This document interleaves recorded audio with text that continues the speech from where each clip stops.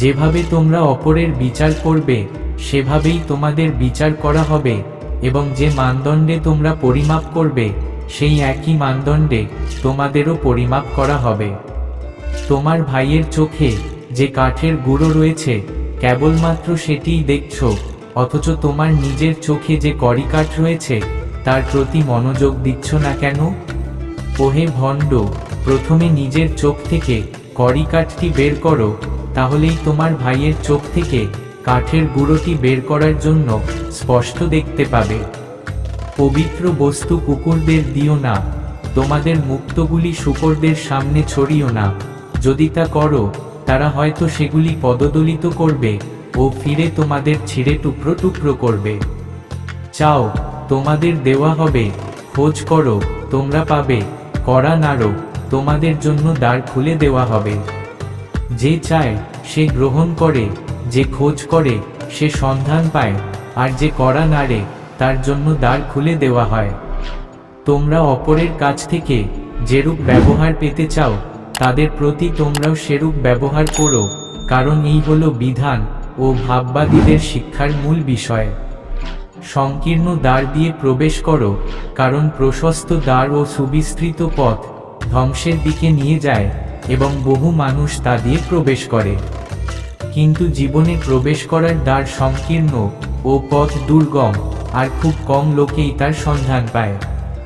ভণ্ড ভাববাদীদের থেকে সাবধান, তারা মেষের ছদ্মবেশে তোমাদের কাছে আসে, কিন্তু অন্তরে তারা হিংস্র নেকড়ের মতো। কোনো ভালো গাছে মন্দ ফল ধরতে পারে না, এবং কোনো মন্দ গাছে ভালো ফল ধরতে পারে না। যারা আমাকে প্রভু প্রভু বলে তারা সবাই স্বর্গরাজ্যে প্রবেশ করতে পারবে না, কিন্তু যে আমার স্বর্গস্থ পিতার ইচ্ছা পালন করবে সেই প্রবেশ করতে পারবে। যারা কেবলমাত্র শরীর বধ করতে পারে কিন্তু আত্মাকে বধ করতে পারে না, তাদের ভয় করো না, বরং যিনি আত্মা ও শরীর উভয়কেই নরকে ধ্বংস করতে পারেন তোমরা তাকেই ভয় করো। যে তোমাদের গ্রহণ করে সে আমাকেই গ্রহণ করে, যে আমাকে গ্রহণ করে সে তাকেই গ্রহণ করে যিনি আমাকে পাঠিয়েছেন। ভালো মানুষ তার অন্তরের সঞ্চিত ভালো ভাণ্ডার থেকে ভালো বিষয়ই বের করে, এবং মন্দ মানুষ তার অন্তরের সঞ্চিত মন্দ ভাণ্ডার থেকে মন্দ বিষয়ই বের করে।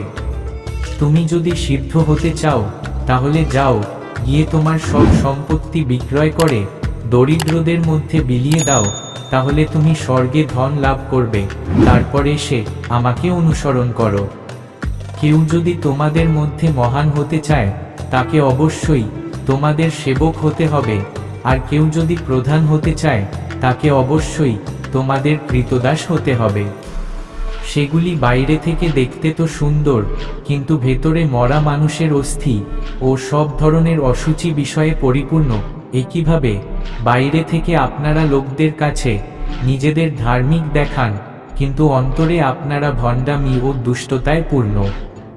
অসৎ পথে চললে সাময়িক শান্তি লাভ করা যায়, কিন্তু ভবিষ্যতে অনন্ত দুঃখ কষ্টের জগতে প্রবেশ করতে হয়। তাই অসৎ পথ সর্বদা পরিহার করে চলার চেষ্টা করবে।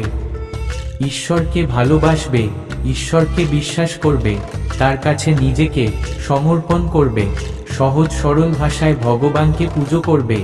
যেভাবে তুমি মা বাবা ভাই বোনের সঙ্গে কথা বলো, ঈশ্বরের সঙ্গে সেভাবেই কথা বলবে।